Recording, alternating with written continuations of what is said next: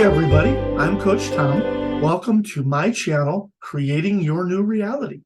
I'm a self-actualization coach. What that means is that I help people understand themselves and their barriers to success in whatever area of life that they're working on. And we come together, we work on those things, and then we achieve success together. So are you ready? Let's go. Now, I wanted to revisit today a subject that's near and dear to my heart, and that is our self-talk.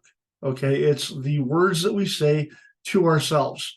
Now, I'm a firm believer that we really do create our own reality. We do this by the words that we say. We say words to ourselves in secret that we think nobody is listening to. We speak words when we're talking to our Creator in prayer. And we also use words when we communicate with each other, okay? And what we need to understand is that the words that we use define and create our own reality. A lot of times we are just venting, but we don't realize that words have lasting effect, okay? If you are of the Christian mind, you need to go back into the book of Genesis. And when God created the world, right? He didn't say, holy shit, it's dark in here. Didn't say that. He said, light be. Okay. And then there was light. So you have to understand that we create everything that we experience on that screen of space. We create that by our internal mindset. And then we express that internal mindset with our words. And it's very, some people say, don't look at words, look at actions. And while that's true to a certain extent, you really do want to listen to yourself. Pay attention to what you always say about certain things, okay? Because you want to watch the things that you, when you make declarations. That's what you're doing. When you say things like, I've always done it this way, or anytime I've ever done this, this happens. They always, he always, she always. It doesn't really matter what it is. You have to understand that why I harp on this. Okay, I'm going to go on a detour here. The reason I'm harping on this is because I want you to really keep track of what you say about your situation and what you say about your life and what you say about the people around you, okay? And carry around a little notebook. And I want you to take note of what you say, but I also want you to notice, is it positive or is it negative? All right, our default mechanism is to always really focus on what's not working and the things that hurt our feelings. Because what we do is, I believe, okay, is that we get a dopamine hit every time we get offended. We get a dopamine hit every time we complain. We get a dopamine hit every time we're offended, okay? And I think we as people like that.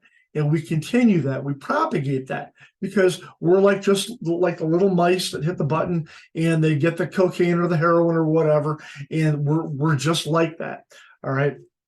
Because I'm just going to tell you straight up, when I was younger, I had two mantras that I would always repeat to myself, okay? And I just said something there too about mantras. I would always repeat to myself that everything I touch turns to shit, okay? And God hates me.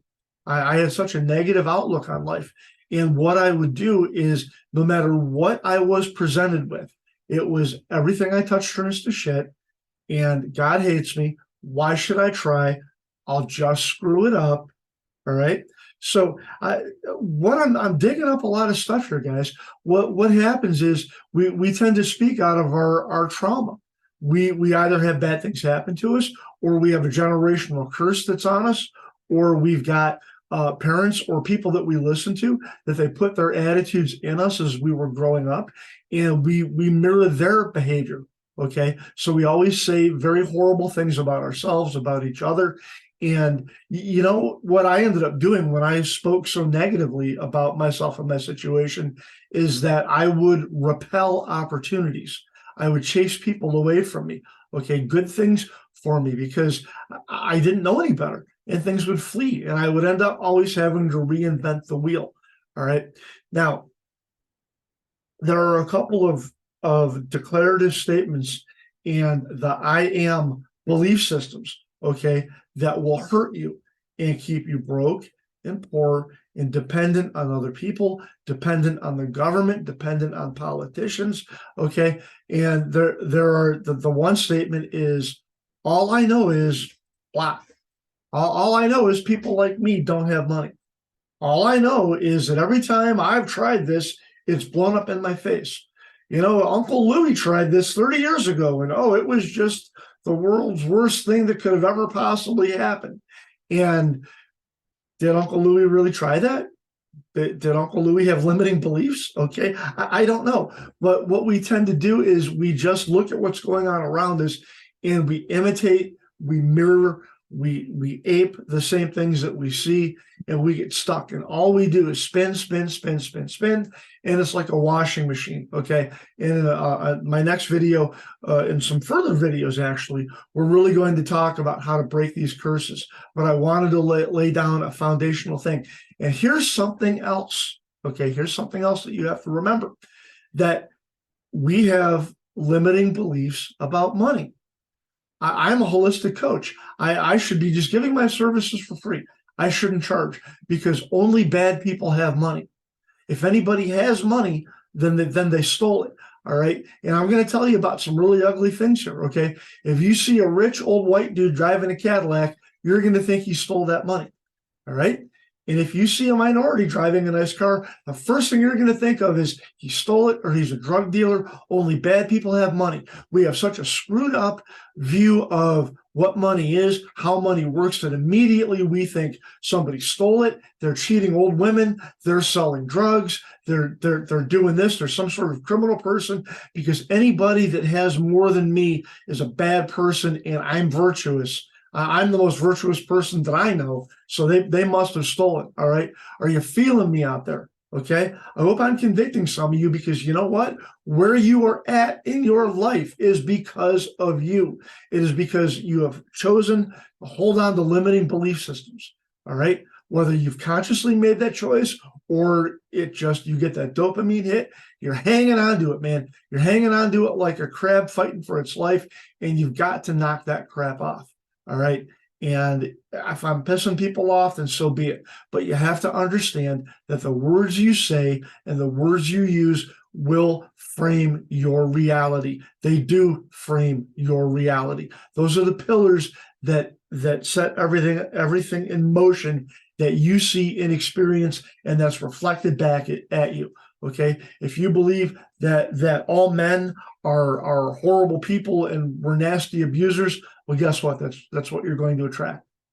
You know, you believe all women are gold diggers? Well, guess what? That's what you're going to attract. All right.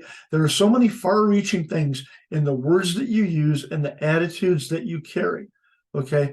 That's any self-help program worth its salt will attack your limiting belief systems, make you look at them, and you're going to cry, you're going to get mad, you're going to be in denial. But guess what? That's where the foundational work is. You got to rip this crap out by the roots. And that's the bottom line. And you have to learn to say better things about yourself. So in our next video, that's what we're going to talk about. We're going to talk about choosing the highest and better thoughts for yourself, and higher and better words, because that's how you retrain your attitudes. Is the words you speak, actions you take, your attitudes get better, and life gets better for you all the way around. That's how this works. It's not rocket science. It's not easy by any stretch, but it's also not rocket science. We can do this together. I believe in you. Please like, subscribe to my channel. Look in the description down below. Get a hold of me. Tell me what's cooking in your world. I've got some really cool programs that we can work through together that can help you. Thank you so much for your time today. Be blessed. It's early Sunday morning right now in Grand Old Cleveland, Ohio. So wherever you are, I hope you make it a great day. Bye-bye.